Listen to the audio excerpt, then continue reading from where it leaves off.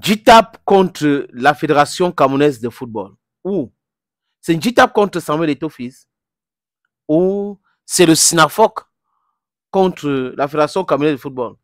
Là, le SINAFOC n'est plus membre de la FECAFOOT. Hein. C'est fini. On attend la plainte là. On va attaquer ça en justice. Et on a vu les avocats Lolo. Si le SINAFOC attaque la décision de la Fédération camerounaise de football de retirer un droit d'être membre de la fédération, le SINAFOC aura gain de cause. Les avocats qui sont les juges.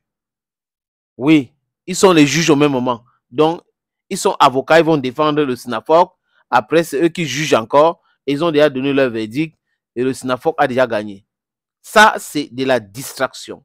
Quand on parle de clubs qui ne payent pas les joueurs, les amis, quand on parle de clubs qui ne payent pas les joueurs, regardez bien, ce sont des aventuriers, des mercenaires qui sont venus dans le football parce qu'on les a parlé de subventions. Et certains avaient 5 clubs, jusqu'à 5 clubs, juste pour les subventions, avec certains fonctionnaires véreux. Et ceux-là ne respectent pas les joueurs. Ils ne payent pas les joueurs parce qu'ils ne comprennent pas le business qui est dans le football. Ils sont uniquement là pour les petits privilèges, les voyages, la subvention pour construire les immeubles. Voilà ce qui les anime, les amis. Certains sont dans la friperie, donc ils faisaient dédouaner leurs conteneurs à travers les honorations sur le matériel sportif que la FECAFOOT devrait signer. Voilà la qualité des gens que JITAP a défendu 6 ans avant que Eto'o n'arrive à la tête de la Fédération camerounaise de football. Et qui est celui qui parle du salaire des joueurs? C'était dans son programme, Samuel Eto'o-Fils. Et il a parlé devant les présidents de club. Vous devrez payer le salaire de vos employés. Il a dit ça, il a martelé encore et encore. JITAP vient de se réveiller dans un sommeil profond. Quelqu'un qui a passé 6 ans à la tête du SINAFOC, Maïbi lui a donné une job et l'installer là-bas avec Metomo.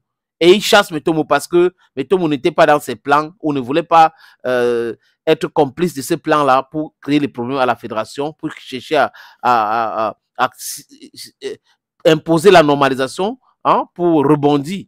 C'est comme ça qu'ils sont. Donc, avant qu'Eto'o n'arrive, JITAP n'avait pas songé d'être président de la FECAFOOT. Il vient de découvrir qu'il pouvait aussi être président de la FECAFOOT.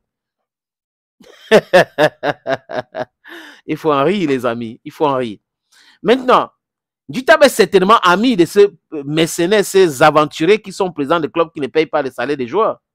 Oui, parce qu'il a travaillé avec eux 6 ans avant que Eto'o n'arrive. Donc, il les connaît très bien. Quel était le rapport avant que Eto'o n'arrive? Est-ce que JITAP avait même porté plainte contre la fédération, les anciennes fédérations?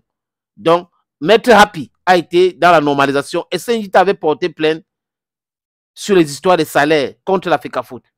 À l'époque de Seydou Boumou-Njoya, est-ce que JITAP avait porté plainte? Non, il n'est pas souvenance. Mais il vient de se réveiller aujourd'hui. Oui, la lumière est tôt. Il veut prendre un peu. C'est de ça qu'il est question. Et il s'agite, les gens s'agitent, SINAFOC. Le bilan donc du SINAFOC, c'est quoi? Hein? C'est perturber le bon fonctionnement du football, n'est-ce pas? Parce que le SINAFOC peut s'attaquer directement à ce président de club. Oui. En fait, les amis, vous devez savoir quelque chose. L'idée même de ces gars-là, c'est de créer une situation où le championnat ne devrait pas se jouer. Le fait que le championnat va débuter samedi, ça les énerve. Ils auraient aimé que la FECAFOOT interdise ceci, parce qu'on n'a pas payé les salaires. Mais il faut être méthodique, M. JITAP et messieurs les dirigeants du SINAFOC.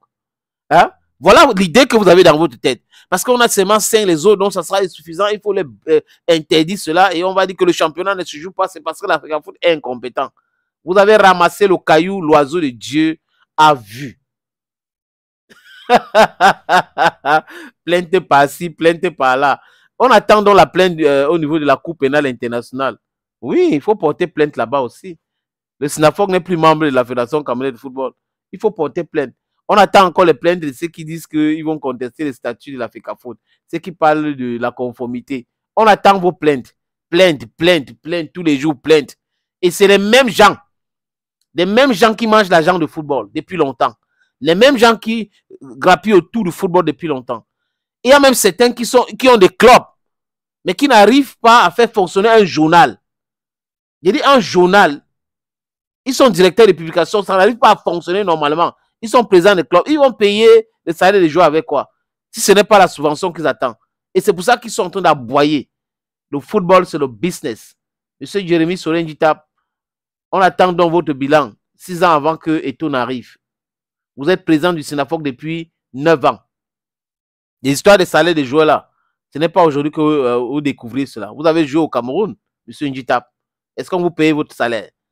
Et vous êtes arrivé aujourd'hui. Qui a commencé les histoires de payer les salaires et pousser les présidents des clubs à respecter cela? C'est Samuel Eto'o fils. Et aujourd'hui, vous êtes apôtre de il faut sanctionner la FECAFOOT parce que la FECAFOOT n'a pas respecté ses propres décisions. Donc, dans l'administration, dans la gestion, il faut être méthodique. Et pour être président de la Fédération camerounaise de football, M. Njita, il faut attendre en 2050. Aïe, bye bye.